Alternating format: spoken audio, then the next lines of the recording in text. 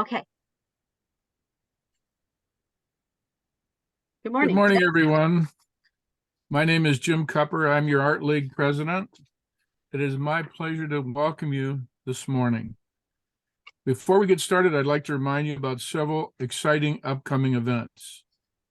Next month, we will welcome Sally Sexton Kalmbach on April 12th at 10 a.m., and that'll be live at the KIA Auditorium.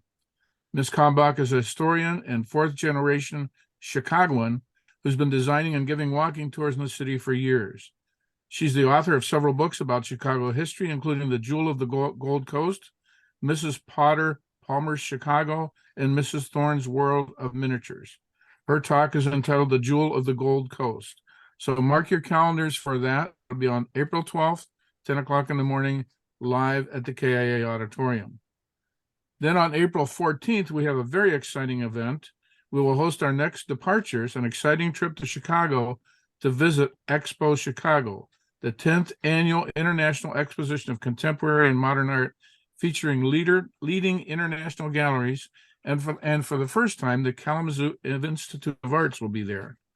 You can ride in comfort aboard a touring coach, and upon arrival at Navy Pier, we will enjoy a delicious privately catered brunch just for our group. We'll tour the exhibit and relax on the way home with boxed lunch and refreshments. If you've never been to Navy Pier, you won't want to miss this great event. Registration deadline is March 27th.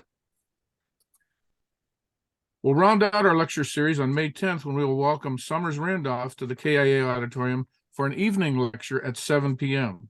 Summers is a stone sculptor, and his work is entitled Contemporary Stone Sculpture, a Dying Art. Randolph has refined a vocabulary of shapes for 40 years by carving them from solid rock.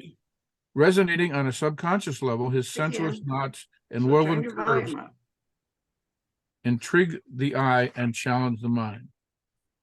I urge you to take a look at our redesigned website at www.kalamazooartleague.org, where you'll find everything that is the Kalamazoo Art League. And you can now pay online for memberships, lectures, and departures. And if you wish to support the Art League, you can donate online there as well. Finally, we're looking for people to help us with the multitude of tasks that are necessary to make all of this happen. So if you're interested in getting involved, please contact any of our board members or email me at jimcupper@gmail.com. Now it's my pleasure to introduce Diane Eberts. Diane? Thank you, Jim. I guess I would like to welcome you as well, and welcome Phil Allen, our speaker today. Many of us met Phil last year when he stepped in at the last minute to give a Zoom lecture about John Imber, his dear friend. We spoke with him at that time and asked if he would be willing to give a talk about his own work in this current season, and we're grateful that he agreed, and we'll do that today.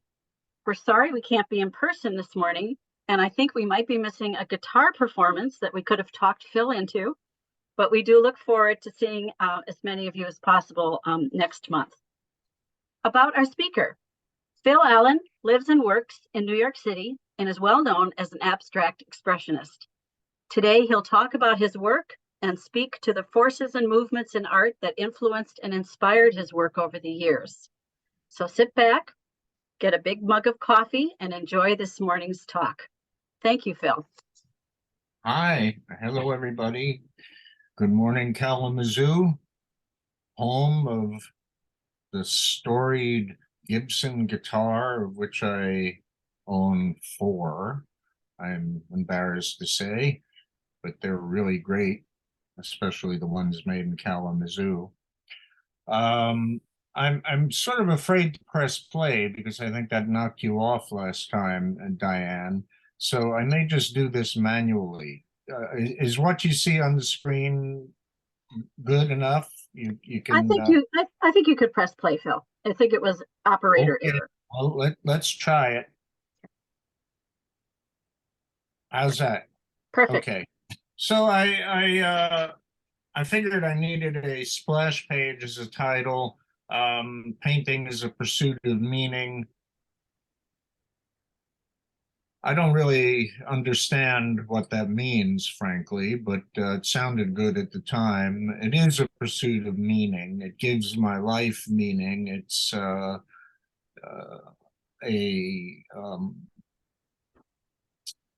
probably something like a partial spiritual practice for me and for the serious artists that I know, not in any kind of sense that you're communing with a higher power, but just that it keeps forcing one to question one's assumptions and to keep one's brain moving and open.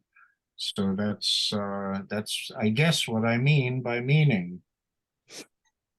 This is me when I started out, and what was my second studio when I was 22. And I look at that in disbelief now. But that would be in 1974. I lived in a 5-floor walk-up on New York's far east side, not the Lower East Side, but the Upper East Side, where there were no other artists, and I could really pretend I was the only painter in the world, which didn't help me terribly much. But I had a little, what was called a railroad flat, which was an apartment without any discernible rooms. You just walked from one end to the other. And I had a bathtub in the kitchen, so I could take a bath and fry eggs at the same time, which I never did. But it was cheap. That was the primary attraction. And it was during a time when Soho was getting started, and if you walked into what was supposed to be an artist's bar, all the presumed artists would show up with architectural diagrams of how they were going to renovate their lofts.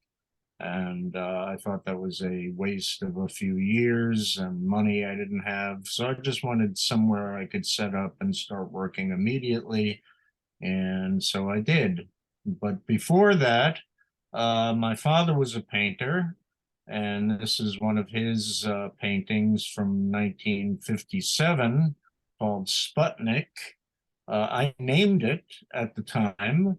I was 57, I was 5, and I saw him do this, and I had heard on the news all about Sputnik, and I wandered into the room and I said, "Hey, Dad, that's Sputnik." And he named it that. And his work was very formative for me. Obviously, he was born in 1909, and he really went through all of the stylistic permutations available to somebody of his generation, who was really the first generation of abstract expressionists, even though that's not always what he did. He chose, for a variety of reasons, not to pursue art as a profession. He did other very interesting things to make money, and but was a very serious painter. I never, more so than many people who do pursue it for an income. He came home from work every evening, changed into his painting clothes, and disappeared into his studio. And one of the great pleasures I had in my childhood was really just sitting and watching him do what he did. It never lost its magic for me. So that's one of his paintings. That's him drawing as I remember him most prominently. And he was a great involved dad also, just fabulously great person. And very talented. This is what a little bit of my childhood looked like. That was me at probably about 4 or 5, and we're in a gallery on 57th Street, which was the locus of the art world in those days. And there's my mother talking to me about this painting. I had this photo, but I never knew who had done this painting until John Imber and I were hanging out in New Hampshire in 1984, and we walked into a small local museum, and there was this painting. The first time I'd seen it outside of this photograph, and it turned out to be by the artist Will Barnett, who, oddly enough, had been a teacher of mine briefly at the Art Students League. So things are spooky. John and I started taking drawing classes and figure drawing classes at the Art Students League in 1965. And that's a great school, extraordinarily democratic and not hidebound with theory and a one way of doing things. I did go to a school like that subsequently, but this was an early painting of my father's. He lived in Brooklyn, was born and raised in Brooklyn, and remembered when there were still more horses and wagons than cars. And this is something he did probably when he was a teenager. That gives a sense of what that Brooklyn might have looked like. Now it looks like Stockholm. It's full of expatriated Scandinavians and wealthy artists who look like they have no money. That's a thing. This was a painting he did much later, and this is, clearly in the abstract expressionist camp. He liked Pollock a lot, unlike most people his age. And these paintings were done. We had moved by that time from the Bronx to a commuter community on Long Island, and the garage became his studio, and he did these on the floor with house paint. And I think this is called Harvest. Yeah. So I call myself a third generation abstract expressionist, which is pretty much the case in terms of how the arithmetic works out. This is another one by him and the very famous curator Walter Hopps. This is small, it's only about 16 by 36. Walter Hopps, who is the chief curator of the Menil Museum in Houston and was also a curator of the Guggenheim, when he saw this painting in my studio, said that it was the best example of a splatter painting he'd seen other than Pollock. So I like that. And here's a painting I did right fresh out of art school, out of the New York Studio School, which leaned heavily on the ideas of Cezanne and its teachings, and Cezanne became a very formative influence for me. I drew from his reproductions of his work and copied his work and spent endless hours at the Metropolitan Museum of Art, which was only like 5 blocks from my house,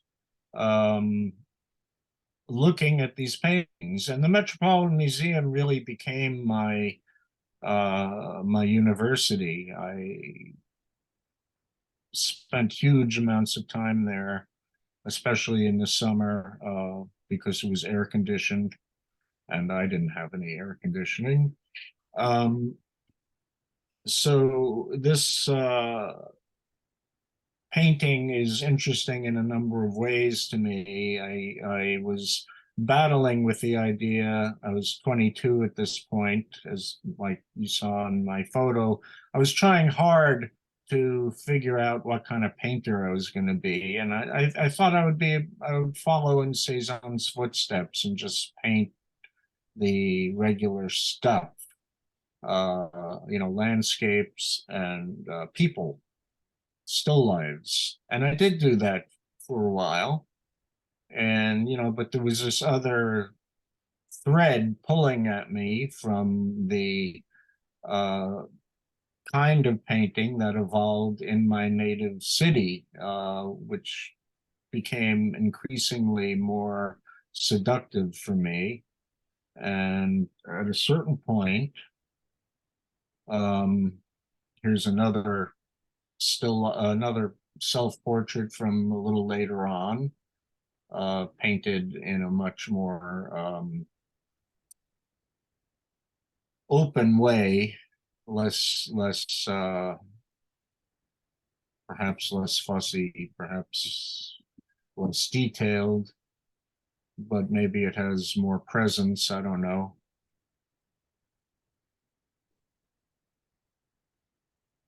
And this was a painting where I cut my head in half, kind of half accidentally. It's unfinished.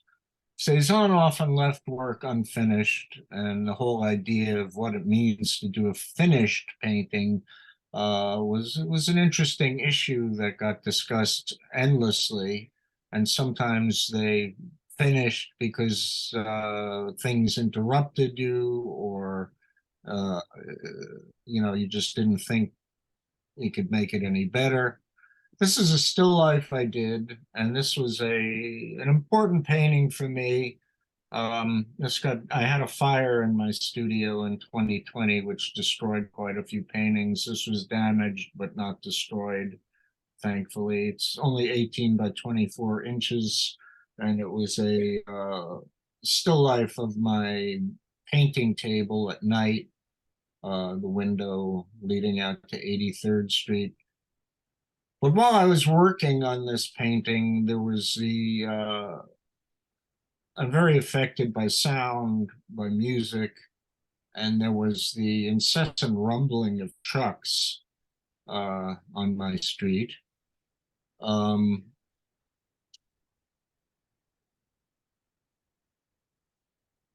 and during one of those rumblings, I got a message from whatever muses float around my head, that this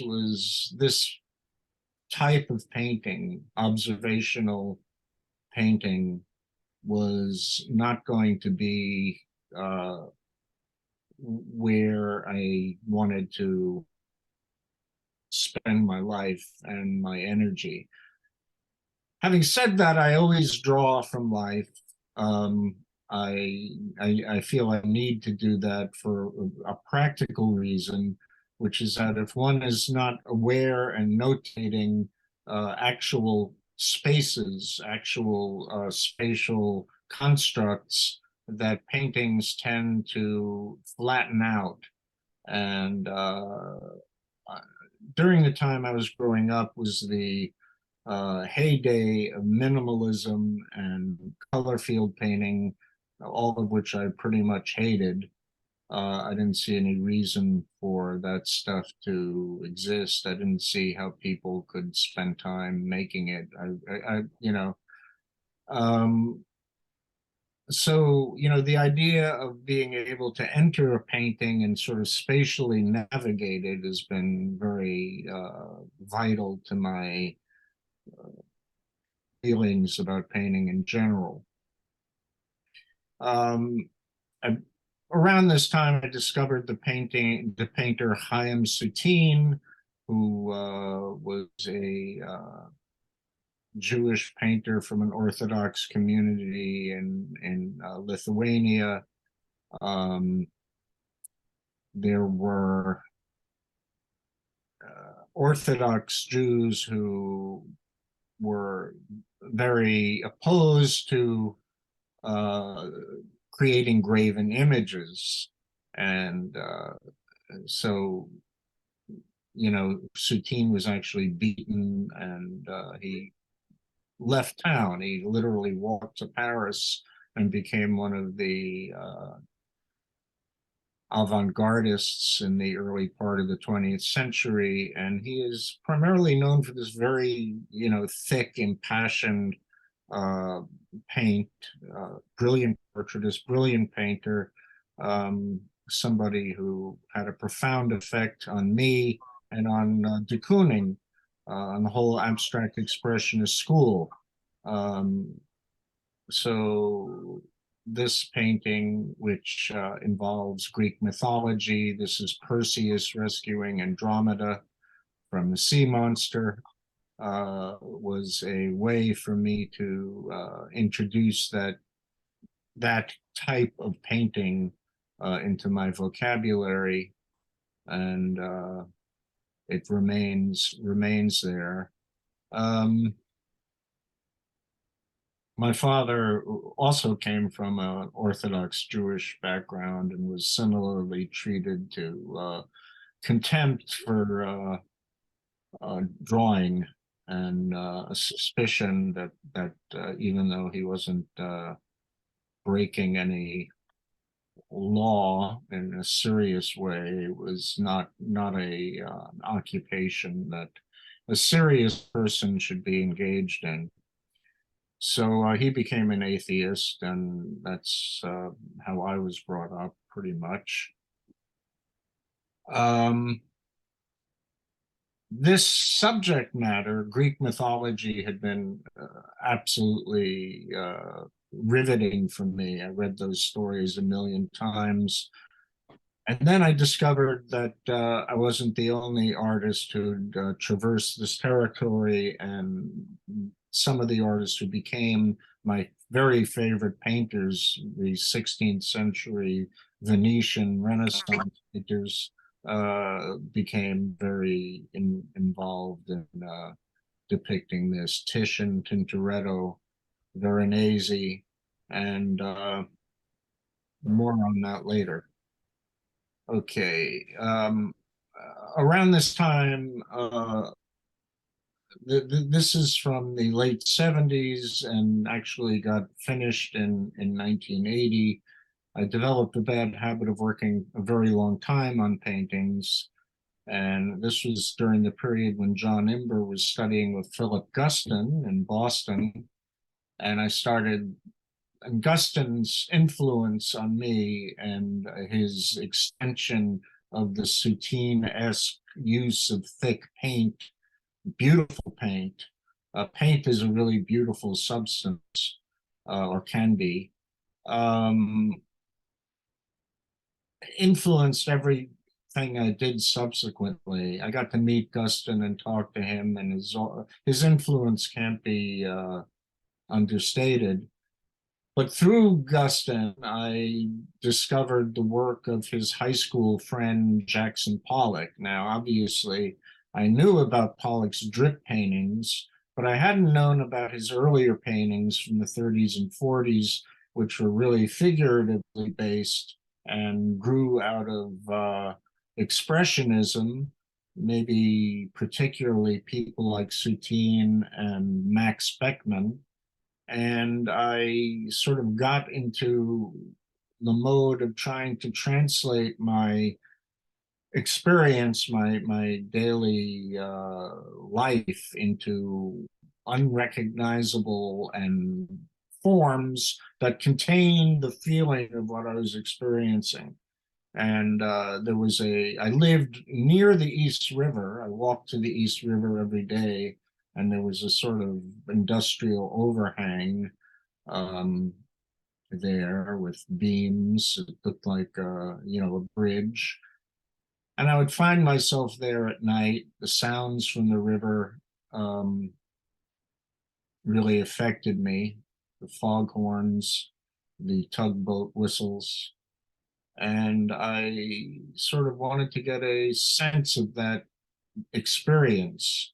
And I wanted to do it in a way that I hadn't really done before. So it's really a kind of symbolism and a kind of expressionism, and a deep dive into the possibilities of extreme color and design. The artist Stuart Davis, who was a precursor of abstract expressionism, was also very influential to me at this point. Here's a painting much more influenced by Max Beckmann at the time, called Large Head and Animal, The last painting was 5 by 6 feet. This is 7 by 7 feet. And it relates to the paintings I was doing prior, which in some way looked like aerial maps. I don't know why exactly. I don't know how that got into my head, but this one was a singular effort. But there are various spaces. The idea of spaces being presented as flat objects and as forms sort of gets hashed out somewhat in this painting. The circle on the lower left, lower right, is something that a device Max Beckman used often, and many other artists, of course. And the circle is very powerful because it radiates out equally in all directions. And by radiating out, what does it radiate? Well, for me, what goes on in painting is the direction of energy, how of creating a form that seems to retain and then expel forces of energy. And in a sense, I always think of my paintings as a game of throw and catch. The energy is thrown or expelled and needs to be contained and caught and redirected throughout the picture. So if you imagine, let's see if I have a pointer. Oh yeah, if you imagine, can you see the pointer, the mouse? No? Yeah, crap. Well, anyway, if you can imagine the orange form in the center of the circle directing its energy up to the upper left and then being caught by the black form, which whips it around into the U-shaped white stroke on the left of the head. Phil, I think we can see the mouse if it's down there on the lower right-hand side. There it is. I see it moving. So, Can you see it now? well, now it disappeared, but Yeah. All right. oh, there it is. Yeah. So, the idea of containing energy and releasing it in a way that allows it to travel through the painting is vital to me. Here, this is the timing between these paintings is not exactly sequential. I've worked on some of them simultaneously, some for many years, this one for many years. And this one, like the other painting about the river, also features the river and the sounds from the river very prominently. In fact, this is called Sounds from the River, Departing Spirit. This was done at a time in the late 70s when I was to lose my mother and a very, very, very close uncle in, 1 year after the next. And I was sort of after long illnesses, long, ugly illnesses. And I was very caught up in the ideas of death and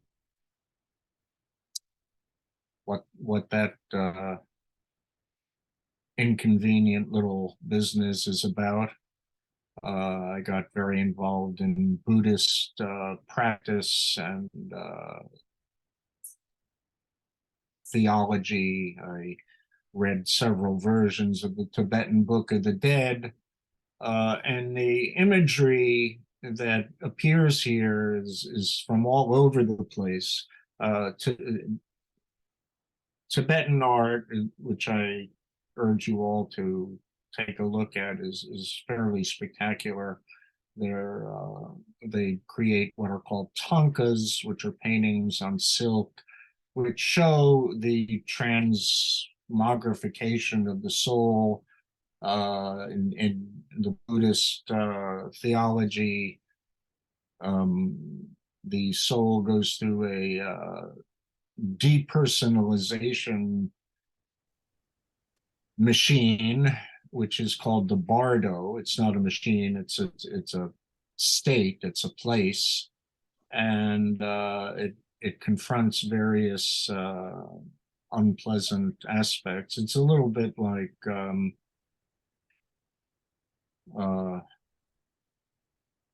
not paradise, but the other one, the pre-paradise. You know what I'm talking about. My words don't necessarily come easily to me. But this is a Romanesque angel. There's a three-pronged branch coming out of a split form on the right. There are horns blowing. There are three-eyed, goggling observers looking out through some sort of framed structure. There's a head on a pedestal, a sculpture of a head on a pedestal, various kinds of plants, the symbol of voyage through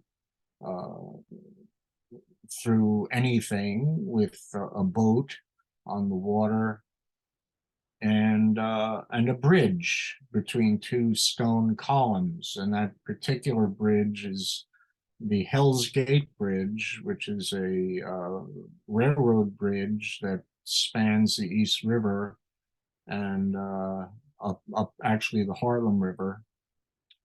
And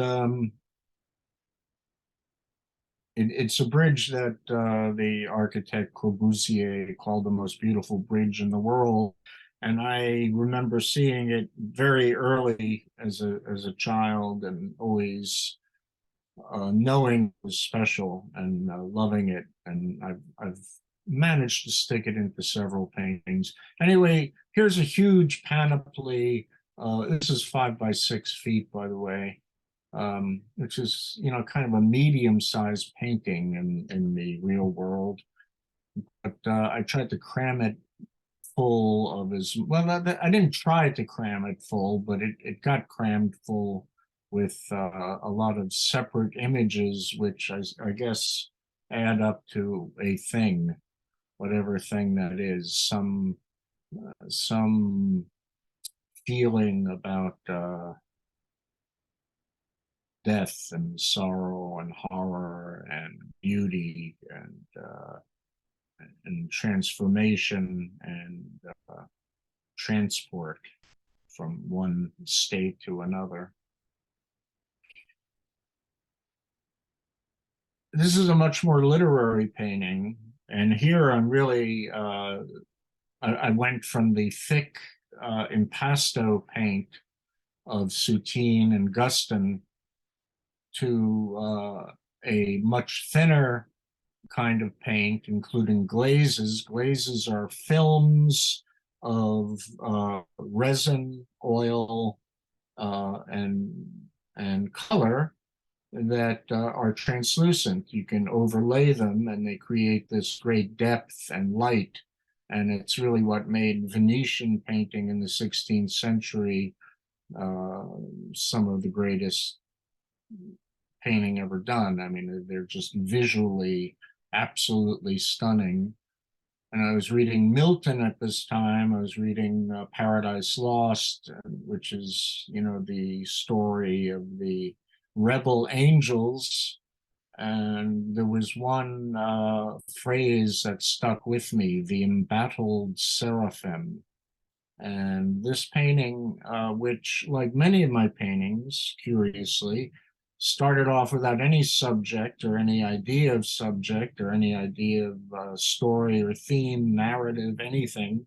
It started out completely abstractly, and figures started to emerge. And that has been the way I work. I let things happen. I let, you know, I feel like whatever is really pressing on me to express itself, to emerge, will if I let it. I feel like that every painting has a germ of meaning, and it's sort of the artist's job to stay focused on that germ and to develop it until it ends up as a satisfying expression of whatever package of emotion and feeling and visual ideas are contained therein. Here, my influences are Titian, Tintoretto. Once again, the creature on the right is derived from Romanesque painting, which I love. Romanesque painting is mostly wall painting. And the creature exiting the painting on the left, in the middle left, is a really direct descendant of a Inuit mask. I got very into the sculpture and mask making of First Peoples, mostly Northwest Coast First Peoples art, which in my humble opinion is really the greatest art that's ever been produced on this continent. It's staggeringly great. And our city here has the American Museum of Natural History, which has one of the great collections of Northwest Coast First Peoples artifacts, masks, totem poles. And so does Chicago's Field Museum. They have a stunning collection as well. I urge you all to see it because it's one of the peculiarly American phenomenon. It's something that is not accredited as great art, except by artists for the most part. Jackson Pollock was extremely influenced by it, and so was a certain school of painters out of Seattle that included Mark Tobey and Morris Graves. So this is called The Embattled Seraphim, and there are several layers of space in there. If you look at the blue section towards the bottom center here, you see that there's a kind of a hole through the floor of heaven and another realm of sky and clouds. Here's a purely abstract painting done with various kinds of materials, white acrylic paint, white gesso, charcoal, ink, black paint. And this comes directly out of the abstract expressionist methodology, and particularly certain paintings by Willem de Kooning done in the 40s when he was broke and couldn't afford artist's paint, so he used house paint.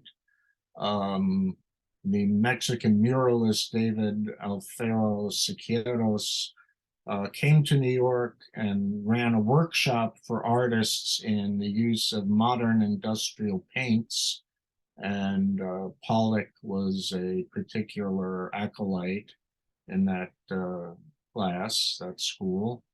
And so all kinds of commercial paint started being used to great effect. Artist paint tends to come in small batches in a tube, and it's usually fairly stiff. And you know what house paint is like. It's liquid and you can buy it by the gallon. And this is about 30 by 40 inches. And here, my question had been, the question I was asking myself internally is, how do you make abstract form have the power and presence of a depicted thing? How does abstract form attain thinghood so that when you look at it, it is accepted immediately as being uh, possible, as being things that you might possibly encounter. And this dovetails with certain ideas that I later became infatuated with about the nature of matter and general particle physics, what the world is made of, and what the hell we're doing in it. Okay. From there, I hop all over the place. I let myself go where my instincts take me. This is a painting from Maine, and those of you who saw my presentation about John Imber knows that we were both painting up in Stonington, Maine, which is the most productive lobster producing village on the Maine coast, and in the world, actually, but it's a tiny village, and most of the boats in the harbor are not pleasure yachts. They are working lobster boats. And, willy-nilly over time, you get to know a few lobstermen. And I got to know one well. He's a friend. And I actually saw him drive down. He lived down the street from me up there. And I saw him drive to work one morning. And that evening we were at a friend's house and having dinner, and she said, did you hear that so-and-so drowned? And I said, no, I just saw him. It's impossible. And it was sort of the first time that I understood the danger of what these guys did for a living. It's an incredibly dangerous job. They work in small boats, and sometimes without any crew. Usually there's one stern man, but not always. And it's not unusual for them to get tangled up in their gear and get pulled overboard.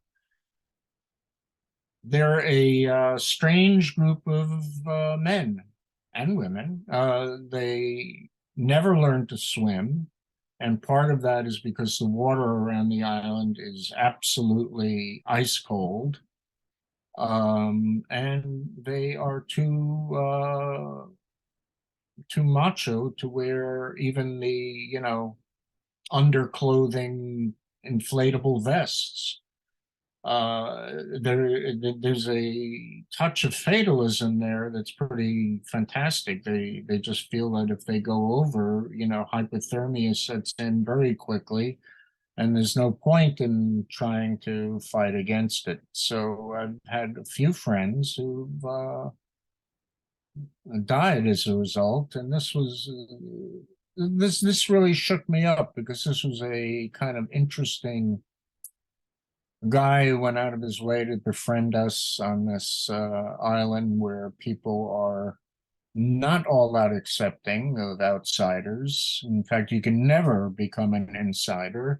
People who buy property there find to their dismay that their property is referred to by whoever owned it in the 19th or early 20th century, and it never changes. It never becomes your property, even when you own it. Anyway, this painting is very much related to paintings by Max Beckmann, Bruegel, and Marsden Hartley, and Titian. And it's called death goddess ingesting the body of a drowned fisherman. and sometimes in the bardo. As I described, the bardo is like purgatory. That's the word I was searching for. And I made the death goddess a two-headed woman because our boy here, whose boots are sticking up after being shot down, like Phaeton, the doomed son of Helios, chariot driver who drove his chariot too close to the earth and had to be knocked out of his chariot by a thunderbolt from Zeus, goes plummeting into the water. There are his boots sticking up. There's the collection of every kind of sea creature and netting that was piled up on the docks of Stonington that we lived with. And she is a woman, a death goddess, because he was sort of being a bad boy and stepping out to go see this woman on another island when he went overboard. So it's a painting about punishment, redemption, and I felt like those this stuff happens up there. Nobody ever hears about it. It never, it makes the local news, but it was a kind of tragedy, and I wanted to mark it. It just was not letting go of my mind. I just thought it was so.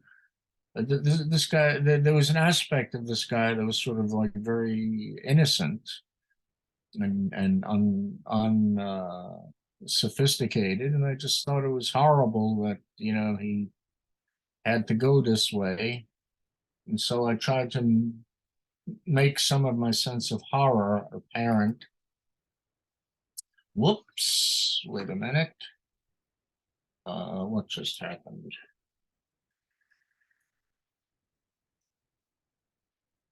Yeah, and that's that. There's a skate, there's a Romanesque angel, there's a horrified bird head. Okay, this is a detail of the painting so you can see a little bit more of what's going on. It's painted with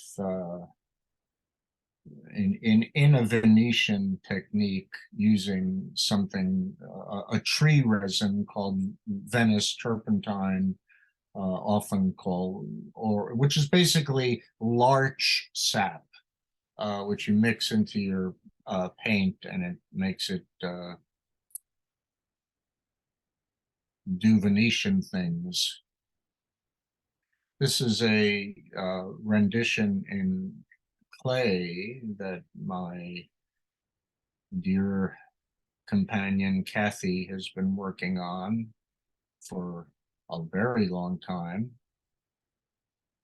When it's done, it should make a stunning pair. Hopefully it'll end up somewhere in a museum, maybe in Portland. This is another painting from Maine, and this has everything to do with the landscape and everything to do with Cezanne and Pollock. It was done flat. It's only 24 inches square, and it is the paint was more liquid than the usual artist's paint. It was from a new paint company called Williamsburg Paint, which has since become much more established, but in those days it was made by just a few people in cans, not in tubes. And as I was working, I scratched into it with the end of a brush, and it became really quite successful for me, surprisingly so. I then lent it to a friend to put into her kids' school auction, and I never saw it again. So it's out there somewhere. If you see it, let me know. It's called Entrance. And here, a painting very much influenced by 30s Pollock. I'm using black enamel paint and aluminum radiator paint, and it's really derived from Botticelli's Birth of Venus, and I called it the Venus of 83rd Street, which is where my studio and living place was. It's 4 by 6 feet, and everything in there is sort of an abstract version of what's in the Botticelli painting. And of course, here the influence of Picasso via Pollock is very apparent.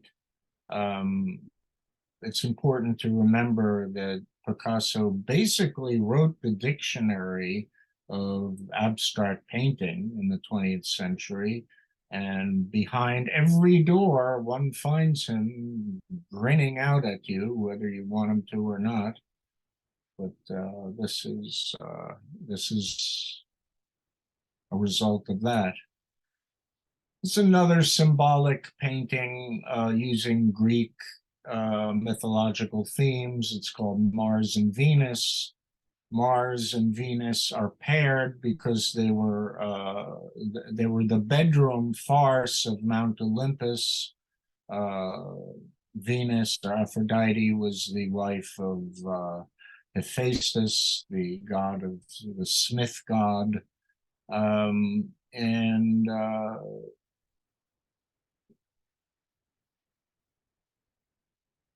this I can't remember whether you're seeing the pointer or not, but this space here with the 2 panels is a direct influence from Northwest Coast First Peoples masks that have these flaps that open and reveal different aspects of the character of the face. This conglomeration of genitalia-like substances basically forms into the shape of a female buttocks, once again on a shell. Whoops, let's go back there if we can. Yeah, once again, a Venus rising on a shell. This is a shield belonging to Ares or Mars, and his sword, Venus's breast, and the moon, which is one of her many symbols across time. Yeah, I don't know. I just these themes stick with me, and I once again, here's energy pouring out of the face of Hephaestus. He's blowing, puffing and blowing at being made a cuckold, and she is merely a conglomeration of instinct who is oblivious to his distress. That was not untypical of a lot of relationships I was having at the time. Here's a painting that is very much in debt to early 40s Pollock, or late 40s actually, and the painting he did for Peggy Guggenheim in her apartment called Mural. There was something about that language that was, and I guess I inherited it from my father's interest. It's not something I had to really learn, to tell the truth. It was really kind of inherent. And Yeah, so this is the akin to the paintings that led up to his splatter paintings finally.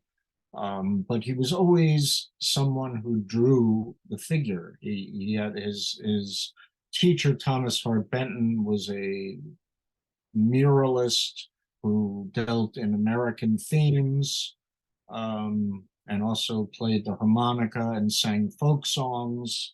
And it was at a concert of folk music that he did at the National Gallery in Washington that a certain young boy named Pete Seeger first heard folk music. So it's a very strange cultural meshing of powerful personalities. But Thomas Hart Benton, Pollock's teacher, had him drawing, copying figures out of Michelangelo and Tintoretto and Del Greco and Titian, and all of his curves and energetic emotion is really a distilled essence of those figure drawings. And I grew up, largely sitting on the floor in front of the TV with a Michelangelo book in front of me, copying those same figures. So for me, this is a language I'm, native to. Okay. Smaller painting, a dark painting called Fang, which again is very much in debt to Pollock. There's some structural elements here that start to emerge that become more important in my later painting. But just getting on even ground with the paintings that I loved of Pollock's, of Gorky, of de Kooning, of a lot of people was something of a project. And maybe, in running into a painting where I didn't know where I was going, I would default to those motifs, those manners of painting. And that's one of them, which turned out quite well. Another drawing, a black and white drawing, ink, charcoal, pastel. Once again, it's about the containment and release and regathering of powerful blasts of energy. This is essential to my work, that everything that energy is generated and thrown and caught and kept within the confines of the painting, like lightning. Whether it's successful or not, you can judge for yourself. But this is certainly one of the things that motivates me, is that sense of animated, that the painting is animated by the movement of energy through it. Okay. Another Greek myth. This is the myth of Orpheus. It's the ultimate tale of lost love.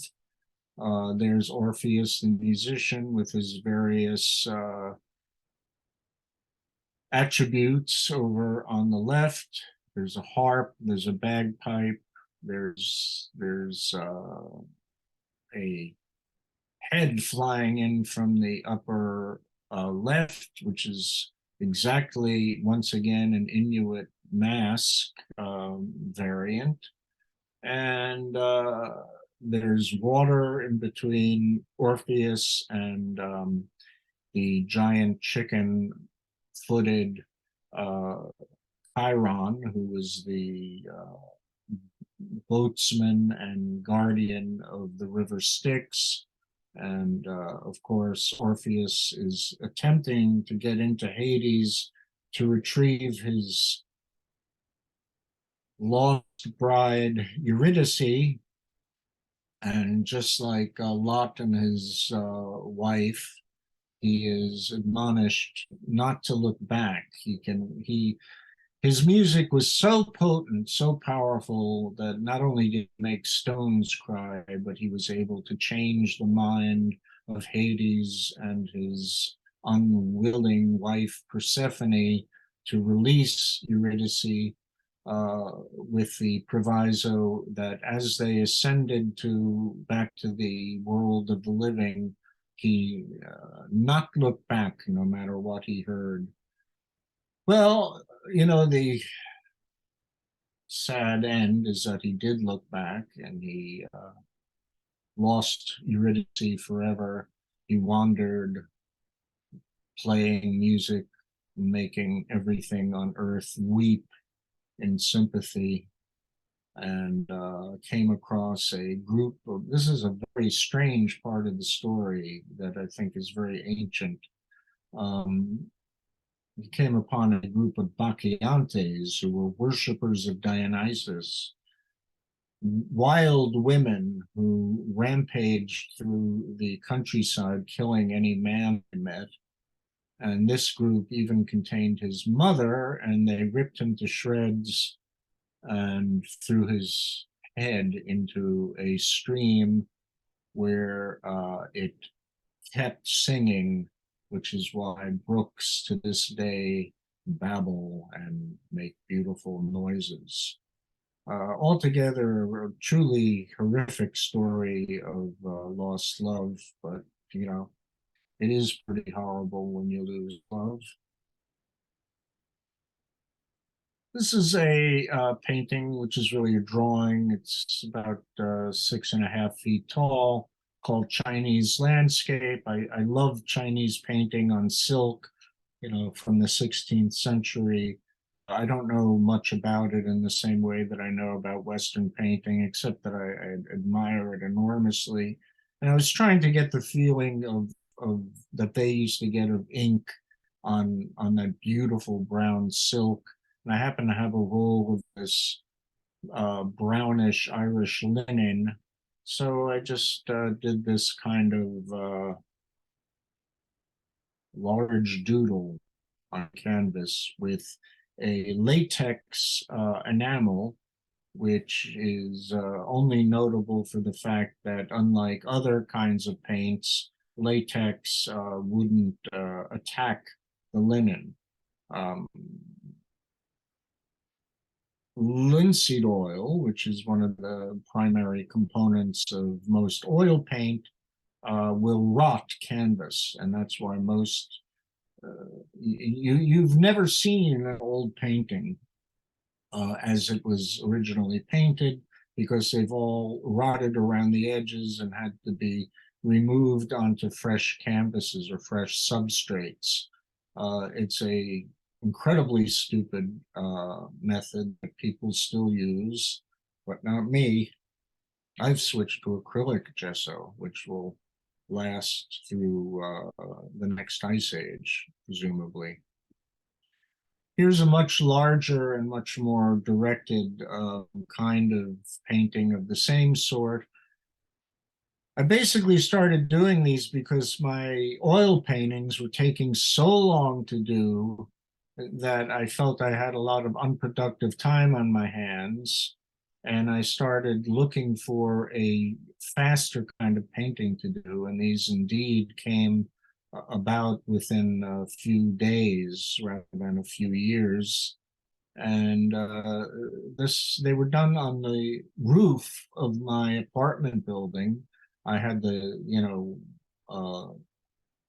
top floor, and I was able to just, use the roof as I wanted to. And so that became an adjacent studio. So I used to do them flat on the ground, a la Pollock. And this one is called Teeth. Now, I always sort of push the direction of the paint to the brink of imagery, I guess is the term I would use. In other words, I never object to images as long as they arise naturally out of the paint, rather than me being a movie director and imposing them on the narrative, creating a narrative. I mean, sometimes I've done that, as you've seen, but I was just as interested in creating things that were not immediately understandable. This is from the same period, something strange and dark. I was looking at reproductions of 19th century Japanese prints, 18th century, 19th century, and there were these beautiful ones of women in kimonos where the kimonos themselves almost became the subjects of the paintings. And somehow that got translated into this thing, even though it bears little resemblance.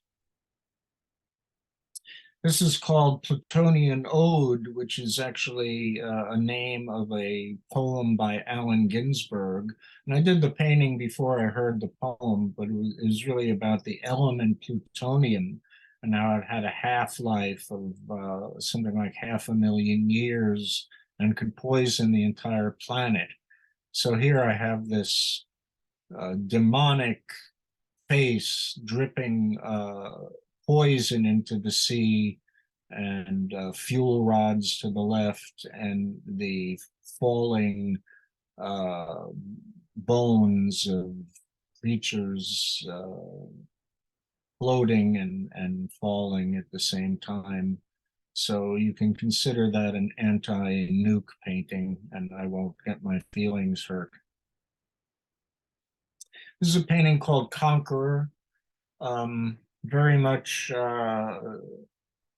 in debt to Gorky and de Kooning, who used these invented forms as sort of characters in their own world. I mean, if you can imagine Walt Disney using Mickey Mouse and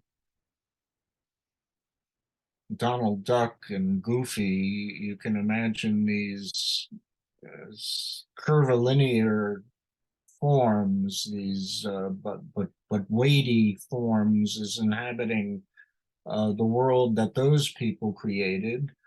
Really very much in debt to the great Spanish painter Miro.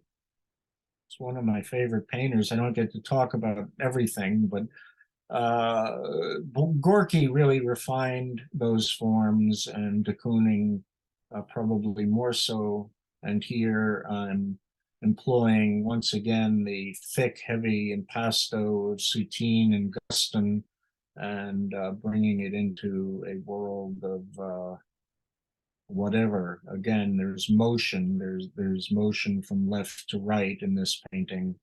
And there's even a little homage to Matisse in the upper right corner. And the two verticals shooting down from the upper left are once again giving energy to the center. How are we doing on time? Well, we're about 11:15, so we've been at it for an hour. Okay, well, we're near the end. Okay. This is one of the last paintings. Go ahead. It's called Last because it was the last painting I finished before my father died. It's a 7-foot tall painting, and it is derived. The influences here are really from Giotto, the color, the particular shapes, and of course the religious configuration of the painting derived from Italian Renaissance painting, the sense of ascent. All right.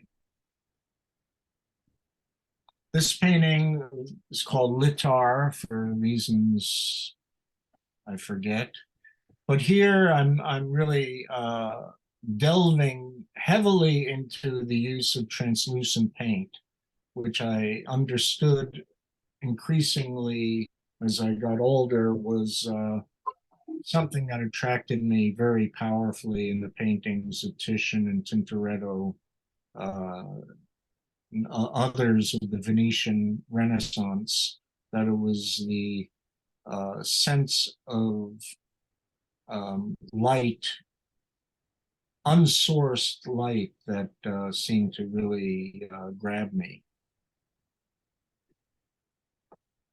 And once again, the direction of energy here is very clear. The vertical thrust of the alizarin crimson finally being caught by the horizontal white stroke towards the bottom of the painting. Several rectangles here give it a very powerful structure. And speaking of Miro, this painting owes a great deal to him. He is there's a painting in the Museum of Modern Art called The Birth of the World, which sort of has an amorphous quality. It refuses to congeal, and so does this one. And the restraint I had to use to keep this from becoming a kind of known object was very instructive and powerful, and I just refused to do anything I knew about in this painting and let it kind of drift into its own space. And I'm quite happy that I did. This is a smaller painting with a lot of thick paint, and the paint being scraped, and it's on museum board. It's only about 30 by 40 inches, and it's really, a color poem. Same here. This was a companion piece, and once again, I'm reaching out for other ways to paint. I mean, painting should be, as far as I'm concerned, always a research project. You're always looking for a new way in. And here, even though, there's nothing new about drips, for me, it was a way of harnessing that language for a different kind of image. And this one, Pillar, going back to Litar, this is done in and around the same time, and it seeks to be illuminated from within, and also have powerful structural elements that contain the energy and also direct it into various pathways. I love the color manganese blue, which has become almost extinct.